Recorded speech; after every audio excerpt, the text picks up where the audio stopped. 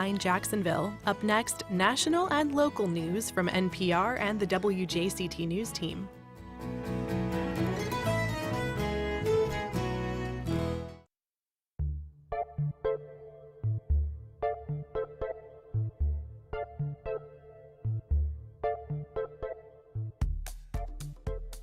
Good morning, I'm Ann Schindler. On today's First Coast Connect, the power of the front porch.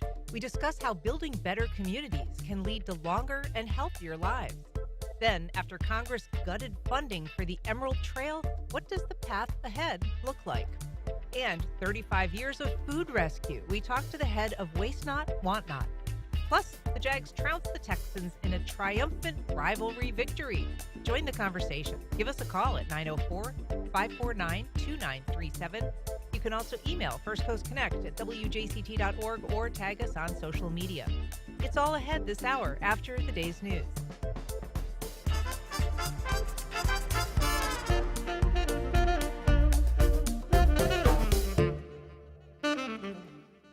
Live from NPR News in Washington, I'm Corva Coleman. President Trump and the widow of conservative activist Charlie Kirk were among those who spoke at Kirk's memorial service in Arizona yesterday. Steve Futterman reports. For more than 5 hours, speaker after speaker praised Charlie Kirk. Some spoke of religion and forgiveness, others invoked anger and bitterness. Kirk's widow Erica gave an emotional speech. She talked about love. The answer to hate is not hate.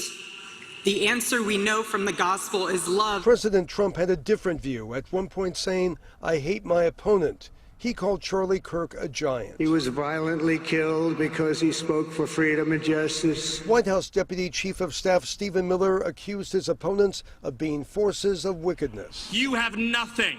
You are nothing. During the event, there were also performances of popular Christian music. For NPR News, I'm Steve Futterman in Glendale, Arizona. President Trump says he'll nominate White House aide Lindsey Halligan to take over the job as U.S. Attorney for the Eastern District of Virginia. She has no prosecutorial experience, but she would replace Eric Siebert, who resigned. He had investigated New York Attorney General Letitia James for alleged mortgage fraud, but Siebert expressed doubt any charges should be filed. This comes as Trump issued a message online over the weekend to Attorney General Pam Bondi. Trump demanded Bondi act against 3 of his political rivals: James, California Democratic Senator Adam Schiff, and former FBI Director James Comey. Here's NPR's Ryan Lucas. Trump talked openly during the 2024 campaign about going after his perceived political enemies if he returned to office. He's never toned that down, but this is arguably the most direct, since he's been back in the White House, that he has urged the Justice Department to use the enormous powers that it has to go after specific people who he doesn't like. You also have him forcing out a U.S. attorney who wasn't doing that. For decades, there's been a norm against this very sort of thing. NPR's Ryan Lucas reporting. Later today, the UN Security Council is expected to discuss the most recent Russian incursions into NATO airspace. Terry Schultz reports that Russia violated Estonia's airspace last week. Estonia wants the highest possible international visibility for the latest incursion.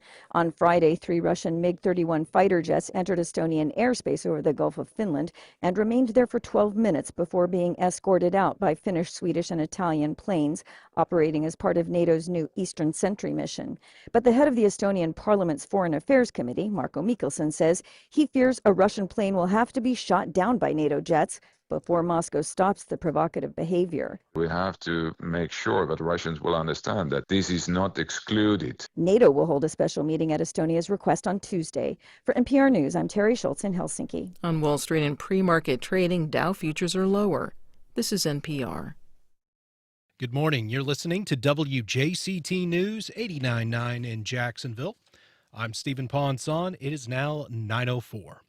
The Jacksonville area's unemployment rate jumped in August to its highest level in more than 4 years when the economy was recovering from the COVID-19 pandemic.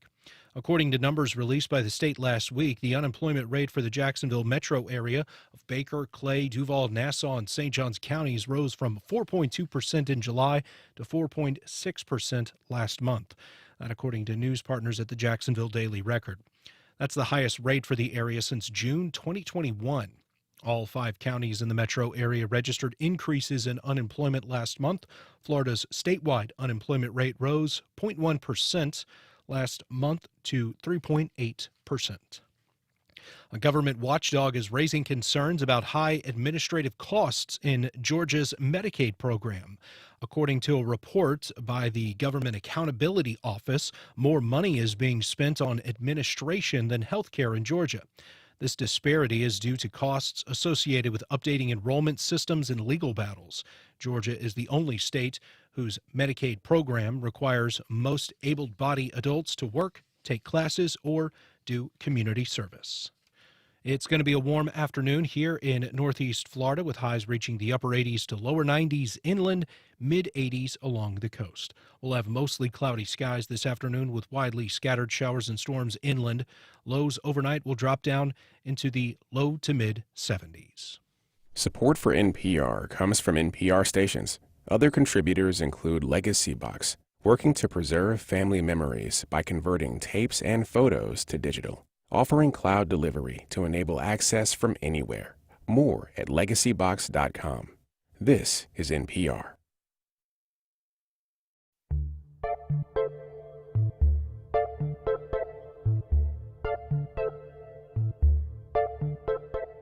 Support for First Coast Connect is provided in part by Baptist Health and North Florida TPO. Good morning. I'm Ann Schindler, and this is First Coast Connect. Today, can your neighbors extend your life expectancy? We talk about the impacts of new urbanism on health. Later in the program, building an emerald trail with less green. We discuss how the project is moving forward after the feds rescinded the largest grant in city history. But first, it's been more than 2 years since the U.S. Surgeon General reported on the impacts of loneliness, from anxiety and depression to dementia and heart disease. Research has shown that one surprising remedy is the accidental connections created by the deliberate community design. Here to discuss it is Joel Embry, real estate developer and creator of the Amelia Park community in Fernandina Beach. Good morning, Joel. Thank you. Good morning. So this week you are hosting a conference of so-called new urbanist developers, Wednesday through Saturday of this week. It's the National Town Builders Association. Right. Tell us a little bit about what that group does, and what you hope to show them when they come to town.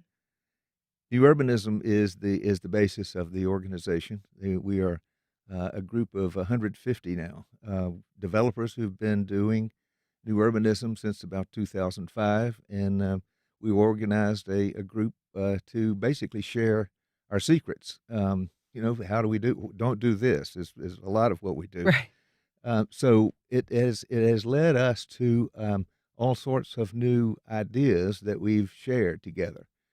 So the NTBA is the place to come to if you're interested in becoming a new urban developer and you want to learn how to do it, and also how to improve what you're doing. So it's always been inward focused.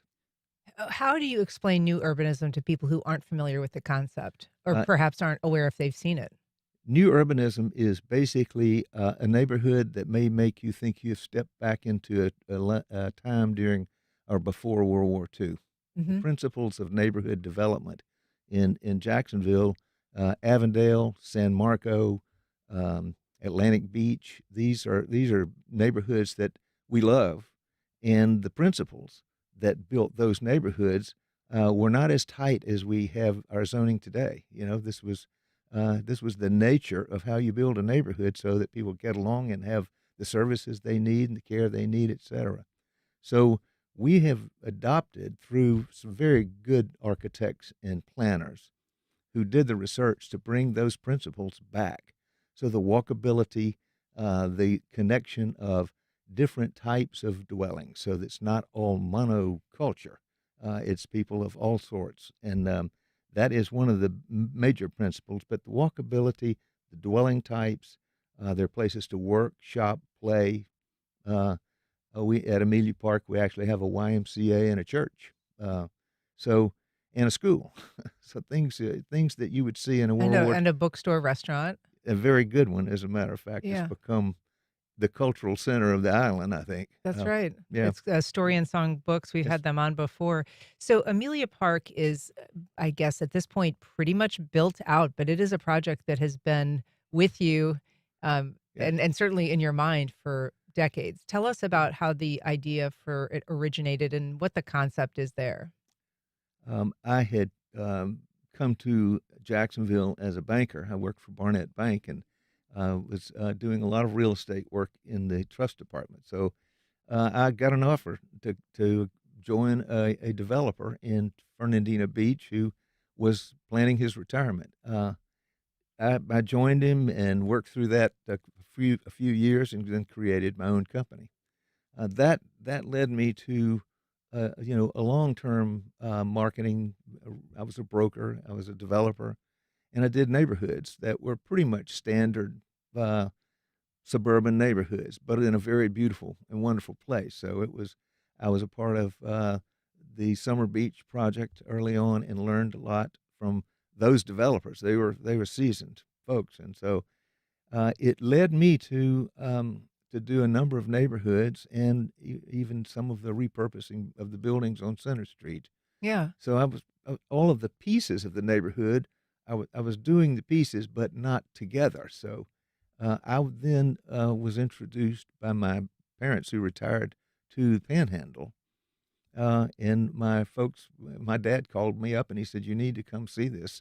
Somebody has built a little shack on the beach. I don't know what it is." And it was the first buildings of Seaside, Florida. Seaside, and that is a kind of a now, certainly statewide, but, also renowned in other places around the world for the design, the concept.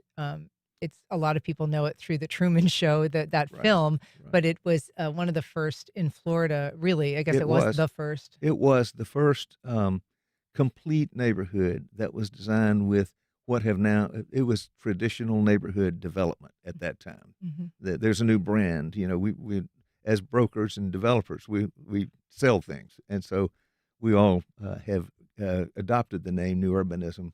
But traditional neighborhood development started at Seaside. A really. shack on the beach is an interesting way to describe what Yeah. this prestigious, and really high end community. So Yeah. it looked different from the beginning. It looks like an old-fashioned cottage. Mhm. It's wooden. It's got a front porch. It's got a pitched roof. It's got, windows that are rectangular and vertical, and it's standard old-fashioned. You can go look at it in any neighborhood that has bungalow development or any kind of small cottage development in World War II neighborhoods.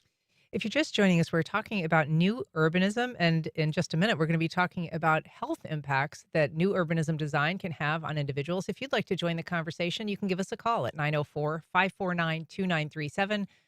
You can also email firstcoastconnect@wjct.org, or you can tag us on social media. Joel Embry, so there has long been sort of anecdotal evidence that living in a community that is designed according to some of these principles has a beneficial effect for people who live there, certainly in terms of creating a sense of community. But there's more than just anecdotal evidence at this point. Is that right? We've been operating for a long time on anecdotal evidence alone. We observe it in our meetings. We share what we see it going on in our neighborhoods, and the idea arose. I mean, just from conversation, that people actually got to know each other easier in the neighborhoods that we were building under the traditional neighborhood principles than the standard automobile dominated neighborhoods and shopping center, etc., of the suburban style of development. So what we observed is that the people and the residents who moved into these neighborhoods got to know each other easier through alleys. We have a lot of them have alleys still. That was the old-fashioned idea. When you take the garbage out, you meet somebody. You take the garbage out the same time every day. You get to know them. You talk to them, and over time, you find out that you have things in common. Do those things together for a while, and you meet people that they know, then they sort of build that as a group, and over time you get this connectivity, which leads you to a point where you can learn who to trust, who to rely on, who are your good friends. If you live with your good friends in a neighborhood for about 5 years or so, I think you become a community. You belong. So that's really the principle. But we selling that, telling someone that, I got caught dead, several times behind a microphone like this trying to explain it, and said, and I was asked one day, "Where's your data?" And I just gave him some kind of blow-off remark, and ran from it because I had no data. So I was ready to get the data after years of not having it. I wanted to prove it along with my fellows. So Jenny and I went to FSU and said, we'd like to study it. Jenny's your wife? Yeah, Jenny Mark is my wife. And I said, we would like to study it at the School of Social Sciences at FSU before we could even turn the page to research it. And we had 5 faculty members who just jumped on it. We're really eager to do it. The Surgeon General issued a report and said that neighborhood connectivity, social connectivity, neighborliness, all of these ideas actually can make us healthier, certainly happier, and live longer. And through that, I went back to the... And that was based on research. That was based on data. 325 references. We no longer needed to go search the literature for it. It had been done. So we received a gift from FSU, from the Surgeon General, and we have had the opportunity now to share that, and we found the people who generated that. The Surgeon General is the person who brought it to the public's attention. The people who found 325 references were the people I wanted to talk to. Uh-huh. So I found the person who was the head researcher. I want to ask you, that report is coming at the same time the Surgeon General is warning of a, quote, epidemic of loneliness in this country. And we sort of alluded to that at the beginning. This is something that's not just occasional loneliness or even isolation, but it really is a profoundly harmful factor. People are suffering, physical ailments from it, and a great number of the population say that they experience it. So what is the nexus between that research and the information about neighborhoods? We have the NTBA has had this conversation, and this is the first time that we've gathered together to make an official examination at this roundtable. We meet twice a year.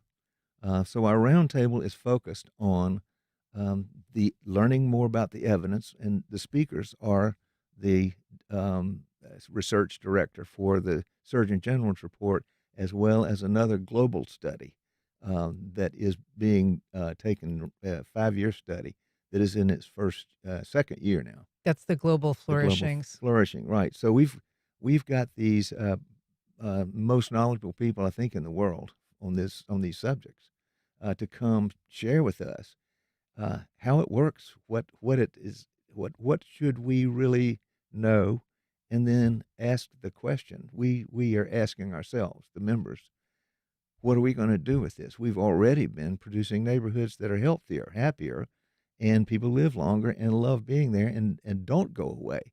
I'm in the business of helping them stay in their homes with the telehealth and the data management and all. That's came out of the effort to keep to provide the means to stay in your home as long as you want to.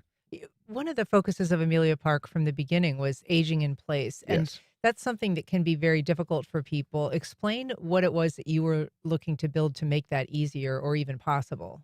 The principles of new urbanism, the walkability, the connectivity to neighbors, people that have your well-being at their interest. This is the principle that is the backbone. The telehealth and the services that we've discovered, we call them the means of longevity extension. This is how do you live longer where you want to be, and if you can do that and not disrupt your comforts of home and in the house you live in, that you know very, very well, and have to move closer to children usually is what's happening, or assisted living. There, more institutional kinds of living, and give up your friendships, that's where we're really working. We've got a call from John in Riverside. Good morning, John. Go ahead.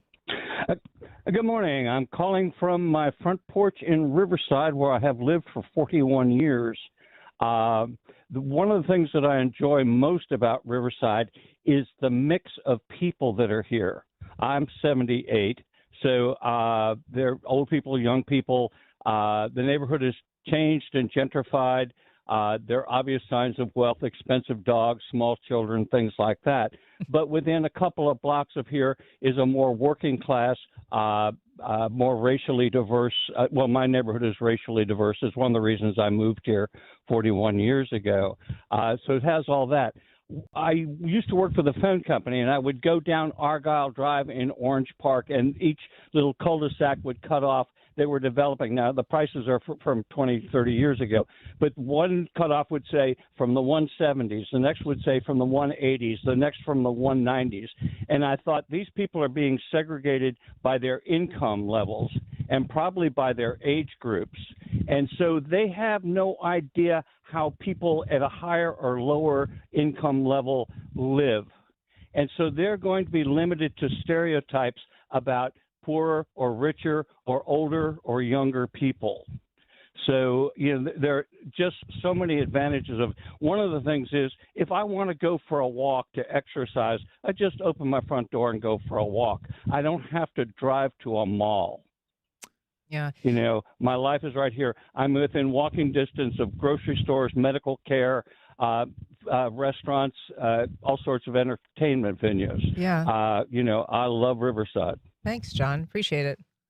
Your thoughts? John, you and I have a lot in common. And what you're saying is what we study. Exactly. You're giving us a testimonial of what neighborhoods can do for your well-being and your enjoyment of living. So let's talk about, he's describing these cul-de-sac subdivisions that are, perhaps somewhat segregated by income. But they also, the design of those types of neighborhoods really destroyed the connectivity. Whether you're trying to take a bike ride, you can't go from cul-de-sac to cul-de-sac or even neighborhood to neighborhood. They don't connect. Some of them are gated. Some of them you can't access. But that is the, predominant design, certainly in Northeast Florida and probably all of Florida. Across the country. So why is that? If there are elements that people like about walkability, if they like the connectivity, what are the barriers? Well, first of all, let's say that that connectivity and diversity of building types is a major principle of new urbanism. In the first phase of Amelia Park, we created 9 different building types, residential building types, plus civic, church, YMCA, and a little town center where you can go do your daily shopping. We were across the street. We were lucky to have that. But take me back. I sort of took your question and ran with it. Yeah, just sort of what the barriers are. I'm guessing that some of them are logistical zoning, but cost as well. The cost gets driven a lot by the density and zoning allowances. Multifamily, you might be able to buy a less expensive dwelling in multifamily because the land cost is being shared with more. But in the way that we approached our neighborhood, the diversity is really the social diversity is just as John said, and the cost, the pricing. We have a wide array of pricing. One of our goals was to be a middle market price, where Seaside had escalated into it was at the Gulf of Mexico. But these are in some ways can be victims of their own success, these neighborhoods, because like Seaside certainly became enormously popular. Amelia Park is enormously popular. And I would venture to say that some of the places that began as quote unquote, kind of smaller affordable units are less affordable than they once were. One of the goals of Amelia Park, one of the objectives, was to build a middle market pricing so that it was accessible to more people. And we did. We offered our first homes. You could buy a home for $130,000 in 1998. So we saw it work as we unfolded more types. The people who bought earlier are selling their houses for twice as much as they paid us for them. Right. So the market has continued on the resale side to press it up. And a study was recently done comparing Amelia Park and a neighborhood across the street on the other side of Sadler Road that I developed. So the same developer, same neighborhood, same location, and the pricing of Amelia Park, the value of the homes in Amelia Park has shot up so much more than the other neighborhood, where the only difference really is the design. Is so interesting. And you mentioned zoning. Has that issue gotten any easier now that there are these living examples of these communities that planning commissions and city managers can look at and say, well, it works. We don't need to be as nitpicky about allowing, an overall changing to the zoning that maybe messes with the set formula? I would like to say yes, but I've got to say not so much. It's hard to get within a community if there is an example that works, like Fernandina Beach. You've got a historic district that is actually the inspiration of the plan of the principles that we used at Amelia Park. You've got two neighborhoods that work that way. Now there are other neighborhoods that are being developed on Amelia Island that reflect those principles. So when the ice is broken by someone who's willing to go seek 24 variances, then you've got an example. But it's community by community, unless there are a lot of people who are traveling and have an opportunity to visit neighborhoods like Seaside, which are really resort neighborhoods. So you can go rent a house and play town, for a week at the beach. Mm-hmm. So you can bring that back home. But I would tell you that the surveys that we've done, the NTBA and others have done, say that we're about 20% of the country's demand is for neighborhoods like this. Mm-hmm. So you got 70 to 80% that want the suburban, that would say they would prefer it. Maybe they don't know the difference, maybe not seen it, but when you get down to it, why would you not? If you want to, I've been asked, why do you do this when you've got 70% of the market says it doesn't like it? My answer is because about 3% of the buildings that are going, neighborhoods that are being built are new urbanism. So the imbalance between supply and demand for new urbanism is extreme. So when you build a little bit of it and you want to be average price, you can't. The market takes over. We're talking about the health and community benefits of new urbanism and the design of these communities. If you'd like to join the conversation, you can give us a call at 904-549-2937. We've got a call from Tricia in Ponte Vedra. Good morning, Tricia. Go ahead. Good morning, Ann. How are you? Hey, good morning, Tricia. I love this idea, and I think that I agree with you 100% about the importance of community. But it seems to me that you're building a community that is still going to be governed by an HOA and is going to, at some point, eventually discourage creativity, discourage people, different types of people moving into a community because they don't want to be told when they can paint their houses or when they can put fences up. How do you build a community that allows people to move in and, for lack of a better term, just be themselves? That's a great question. It is, and it's something that I am observing because we've turned over the neighborhood some time back. The developers are gone. The HOA is in charge of the neighborhood, and there are questions that are raised about what the future is and how to change things to people's likes and dislikes through the HOA. I don't see this happening in any substantial, making any substantial changes in Amelia Park. There's some thing you get into an argument about what the townhouse shutters, what color the townhouse shutters could be. Those kinds of architectural review board questions. But most of the residents of Amelia Park, and I don't live there, so I observe.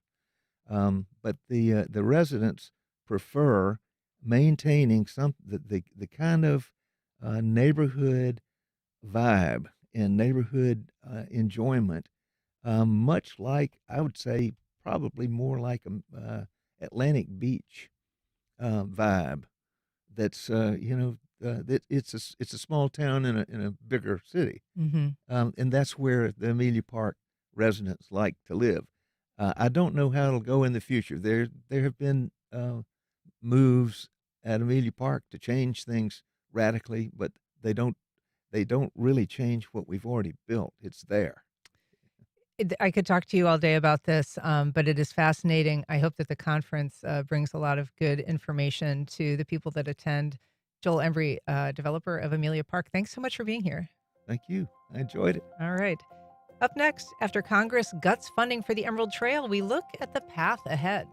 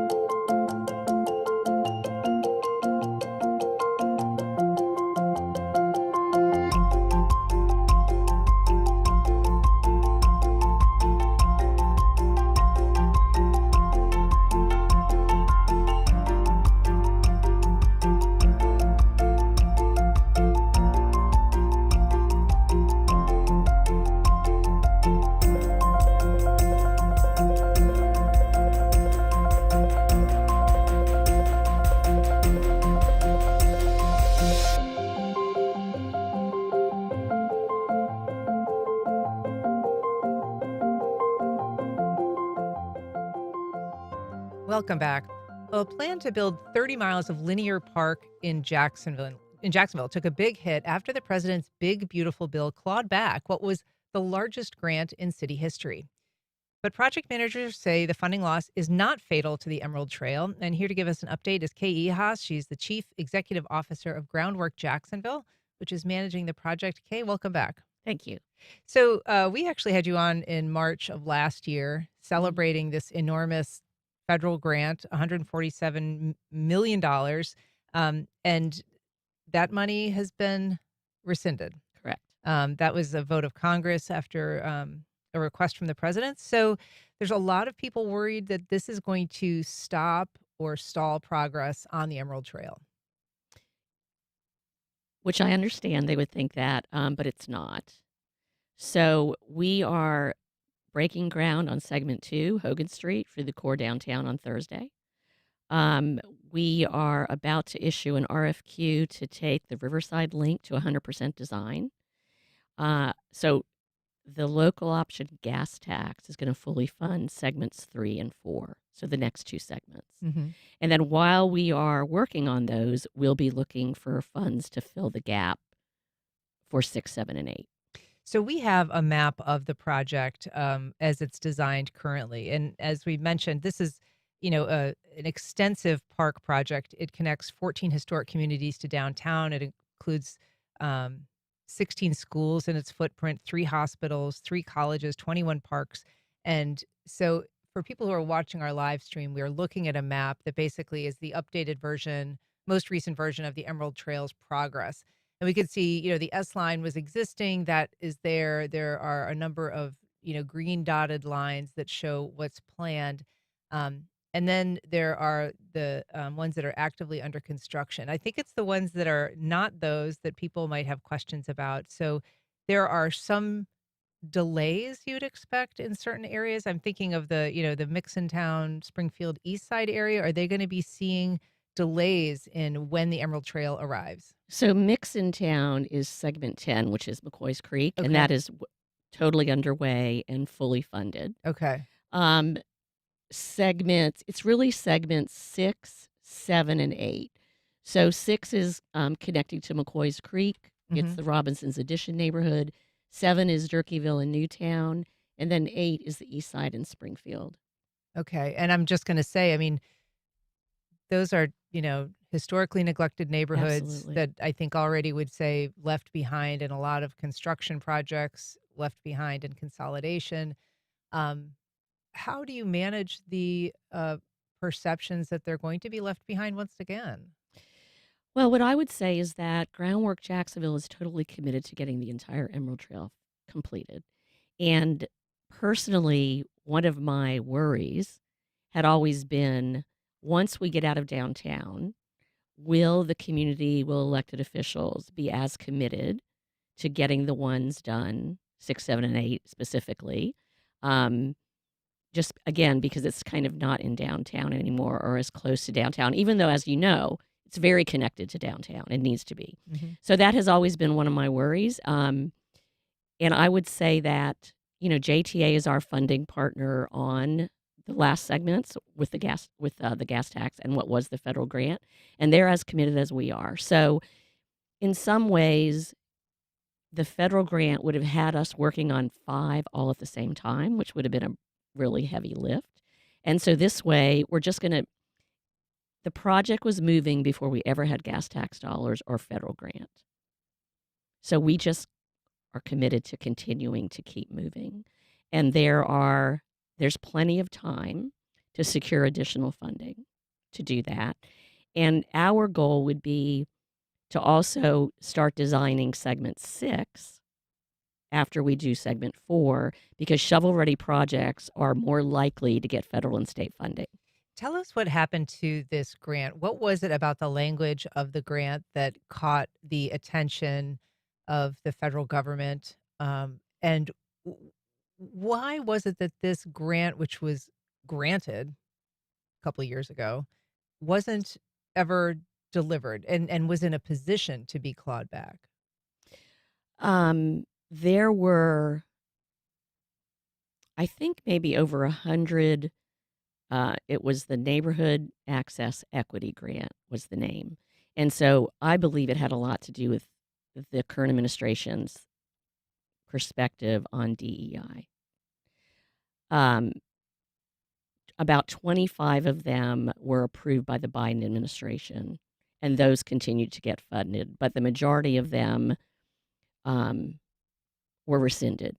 And that's a process that, you send in your information to the federal highway. They then have to review it, comment back. And so it was, I think, a timing issue. I think that there has been some reporting from our colleagues at Action News that have suggested that JTA somehow dropped the ball by not getting this grant signed and finalized. Do you find fault with the fact that it wasn't sort of signed and finalized and perhaps therefore, I think the reporting has been perhaps maybe more vulnerable to being rescinded? What I would say is that Groundwork Jacksonville is not an expert on federal transportation grants. So I don't feel like I can speak to that, really. I just think it's a lengthier process than maybe typical grants are. But that's a question for JTA. Okay, very good. And so this, you said, it's going to be an ongoing effort to find funding. There is this gas tax that is going to fund it as it continues, and there are, groundbreakings and projects in the works that lie ahead. Who are you going to be leaning on for funding? Where do you turn? Is it the community? Is it foundations? Is it the local government? So construction of those trail segments happen to be the longest trail segments in the system, and so they're going to be more expensive. Private funding is not going to cover that because you're talking about, I don't know, maybe $120 million. So I think we are going to be looking at federal funding. Congressman Rutherford's on record that he believes federal money is important for the project, but it may just come in smaller tranches. So we're going to be working with them. I recently toured Congressman Bean's aid, and they're all totally committed to getting the project Yeah, done. it's worth noting, the when this grant was announced, when we spoke to you about it, there was this ribbon cutting ceremony, and it had all of the muckety mucks, and Yeah. including Congressman John Rutherford, who voted for this rescission.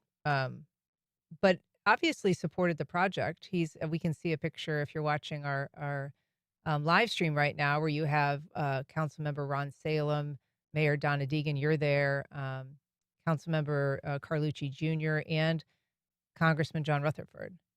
And so I guess he's supportive of the project, but still voted to rescind the money. Yes. Okay. And what is the explanation that you've gotten about that? Well, I didn't speak to him personally about why he voted against that, but I mean, that bill is bigger than the Emerald Trail. Sure. Yeah, it includes a lot more. Yeah. All right. So there is an event that's coming up that is celebrating the S line, right? It is a 5K, 10K, 1 mile. It's all the sorts of It's a things. 5K, and 10K, so Okay. it's something for everyone.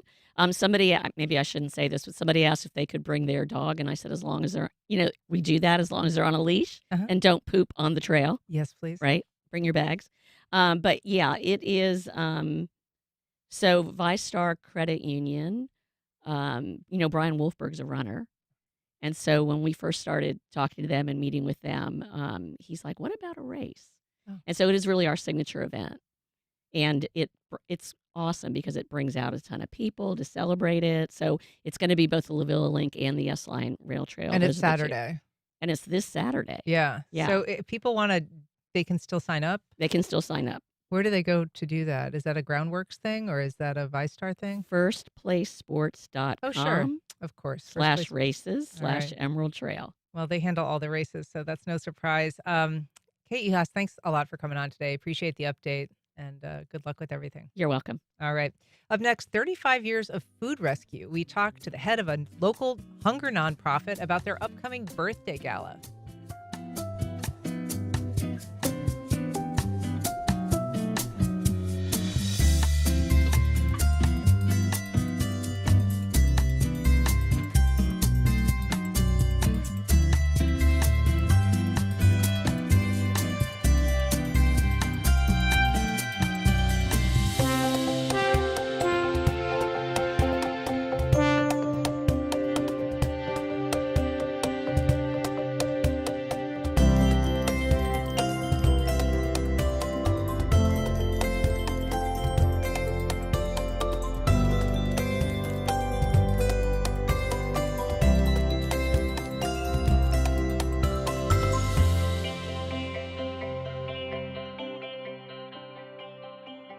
Welcome back. A local nonprofit that describes itself as small but mighty is celebrating 35 years of fighting hunger on the First Coast. Here to tell us about the work of food rescue is Kathleen Spears, Executive Director of Waste Not, Want Not. Good morning, Kathleen. Good morning. So your group is neither a food kitchen nor a food pantry, which I think is what a lot of people think about when they think of hunger fighting efforts. Tell us a little bit about how the organization began. Okay. Well, we were founded in 1990 by Deborah Smyers, and she had an idea. She went into a restaurant and saw that there was a lot of leftover food and wondered what happens to that food. And when the manager said, "Oh, we just throw it away at the end of the day," a light went on in her head, and she started to connect the dots between rescuing food from restaurants, grocery stores, farmers, and putting it into the bellies of hungry people. So 35 years ago, we're turning 35 this year. We're celebrating 35 years of fighting hunger. Not that that's anything to celebrate. But that's how it started, with an idea with one woman, and it has since grown into an organization. We just have 3.5 employees, but we have hundreds of dedicated volunteers who make it happen. It sounds like volunteers really are the machine of this organization. And I would guess that it's not, that it must be pretty labor intensive to rescue food. Where are the places that people can rescue food from? Like, what are the places that you go to and how do you gather it? So we use our volunteers, and we rescue from about 70 different grocery stores, restaurants, and some farmers and caterers who at the end of the day may have some things left over. So we rescue food that's near date, but it's still good for human consumption. So, and we don't rescue food that's been opened or, like a half-eaten sandwich. We don't do that. But anything that maybe is getting pulled off the shelf because it's almost expiring, then we can grab it. And so our volunteers, a lot of them will use their cars. We do have a box truck that we call Old Faithful because he hasn't given up on us yet, that we use to drive around to places like Trader Joe's and Publix and, different places to rescue the food that they were going to throw away. You mentioned caterers, and I know that sometimes you're able to glean food from the Jaguars as well. Yes. Is this food sometimes that's been prepared, or is this all food that's essentially unprepared, boxed, canned food? Okay. So when we rescue from the Jaguars, it's prepared food. And so we are able, and the reason why we're not a food bank or a food pantry, we don't store food. So as soon as we get the food, we turn around and get it into the hands of people who help the hungry. So for instance, when we rescued from the Jaguars, we were able to turn it over to an organization that has a soup kitchen that feeds our unhoused neighbors. So, and they got it within the same day that we rescued it from the Jags. You must have to be rather nimble, I would think, to be able to respond. The Jaguars aren't going to know for sure if they're going to have leftovers. Panera may not have extra baked goods. So how do you set up a cycle to have your volunteers, work productively, but also be available when something just kind of crops up? Yeah, you're exactly right. We do have to be nimble. And I'm fortunate enough to have a great teammate and our volunteer coordinator and director of engagement. She kind of handles that, and her phone, she's so funny. She's like, I don't really get a day off. I answer my phone 24 hours a day. So it's just whenever we get the call, and then she connects the dots between the volunteers. And then we have someone who manages our mission to make sure it's delivered. It's director of mission delivery. And she gets that food into the hands of people who need it. So about how many volunteers do you rely on? And is that something that you continue to look for people to fill those roles? Absolutely. So we have about 218 really solid daily volunteers. So they're making 17 to 20 rescues a day. Wow. And rescuing between 4 to 10,000 pounds of food a day. So we always need those kind of volunteers. And then we have about 100 or so more who do special projects. So it might be a group of employees that work for a corporation that'll come in and, beautify our lawn or clean we call our food distribution center the castle, or something like that. So we have about 300. Do you take drop-offs if people are wanting to, if they have a small grocery store, or if they have some sort of reason that they've got a large amount of some supply? We can. So we try to get the food in very, very early and out very, very early. So sometimes we're gone by noon or 1 o'clock. Okay. So it's better to call first if you have something.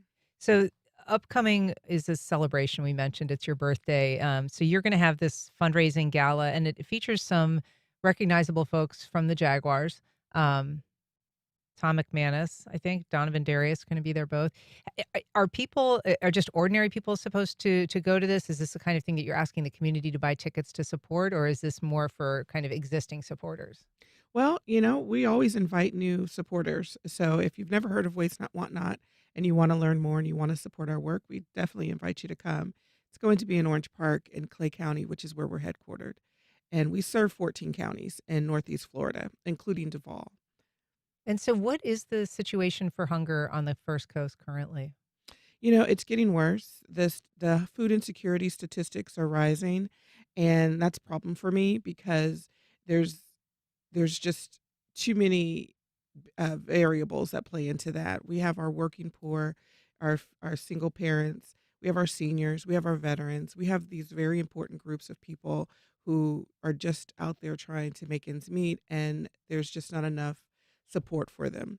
And so where we try to help, we can't do everything, we can't fix everything, but where we try to help is to provide nourishment, to provide food.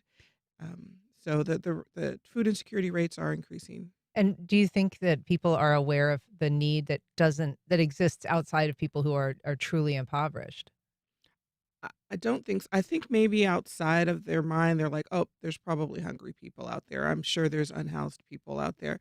But I don't think they really realize it. A lot of our volunteers will admit that. They'll say, I had no idea until I started to volunteer and I started to see, the impact. And we're pretty vigilant about posting on social media about where the food goes. And so volunteers are starting to see, oh, wow. So, yeah. Well, Kathleen Spears, congratulations on 35 years. You can find more information at wastenotflorida.org. Thanks for being here. You bet. Thank you for having me. All right. Up next, the Jags trounced the Texans in a rare rivalry victory.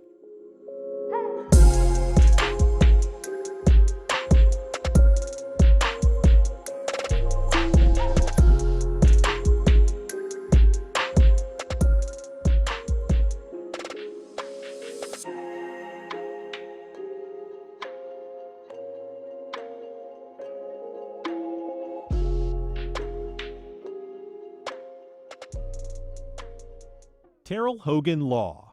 I'm Wayne Hogan. When people are hurt through no fault of their own, finding the who, what, when, where, why, and how that led to the accident is critical to proving the truth. More at TerrellHoganLaw.com.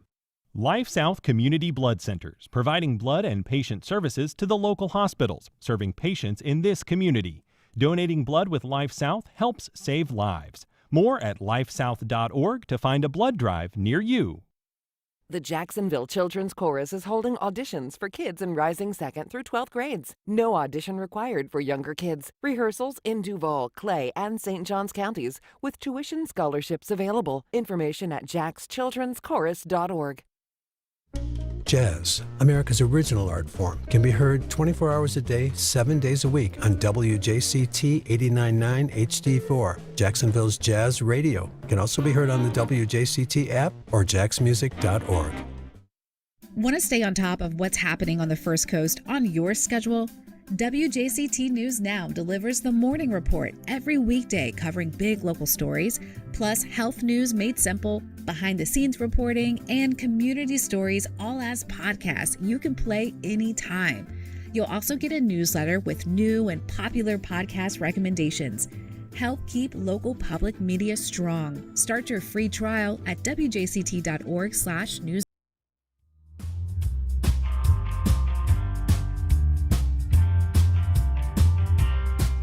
Welcome back. Well, it was a game that once again came down to the final minutes, but this time it broke in the Jags' favor.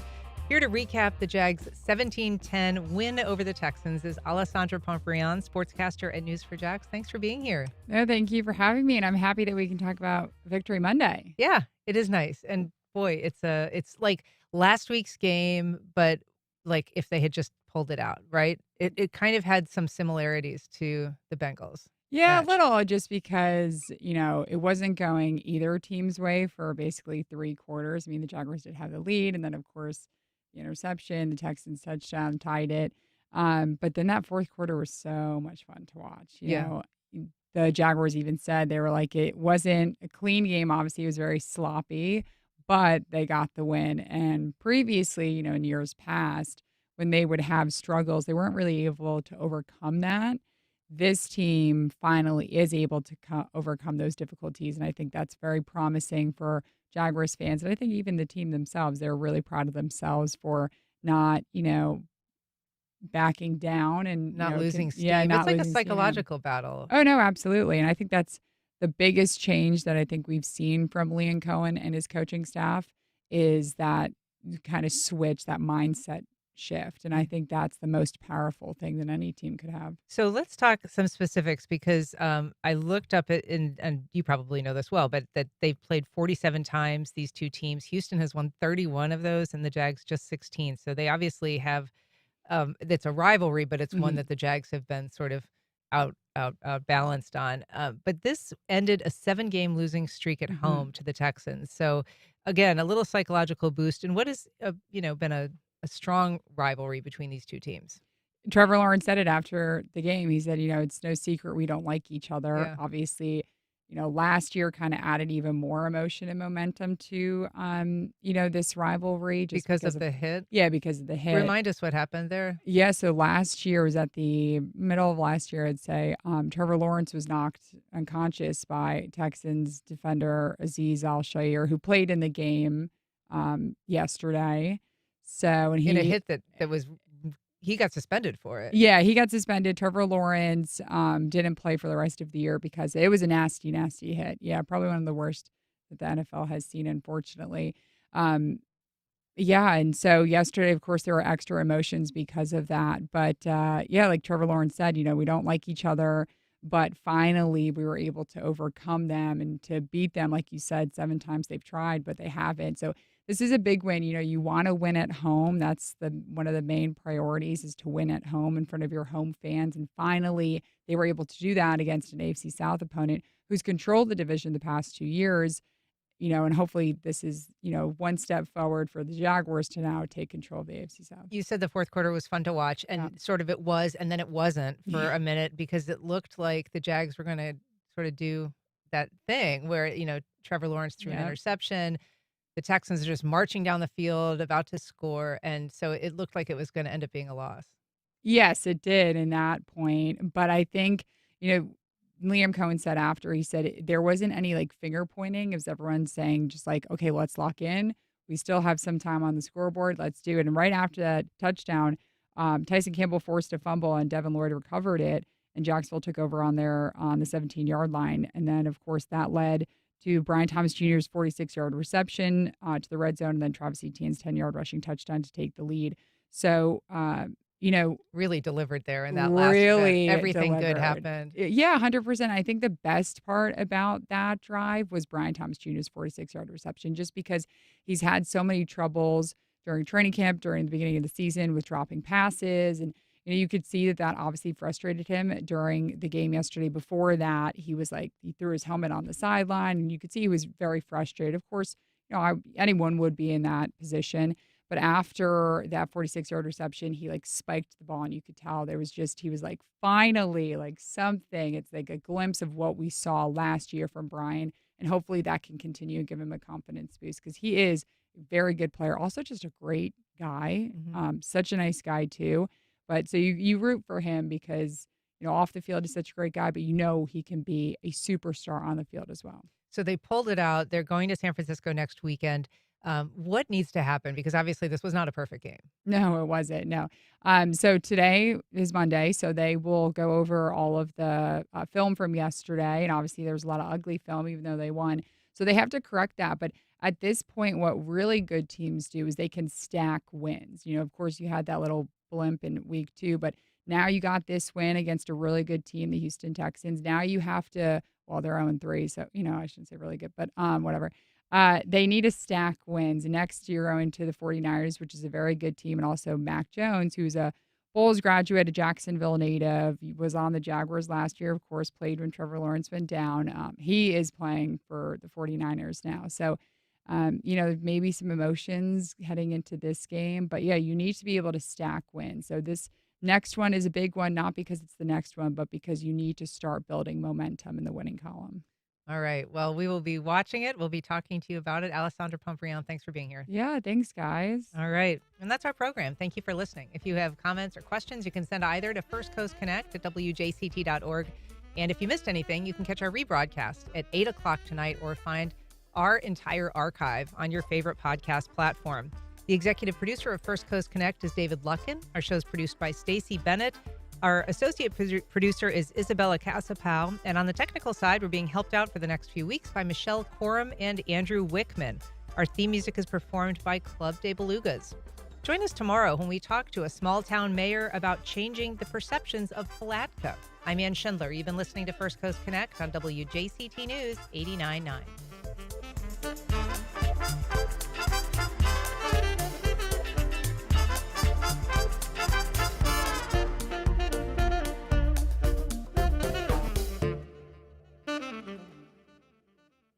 Support for First Coast Connect is provided by Baptist Health and the North Florida TPO. The North Florida TPO is committed to shaping our transportation future. We're focused on planning, funding, clean fuels, and new technologies for a vibrant, connected community. Learn more at northfloridatpo.com. Baptist Health is a proud supporter of First Coast Connect. Baptist Health, committed to building a healthier community for all of us. More info at 202-4YOU or baptistjacks.com.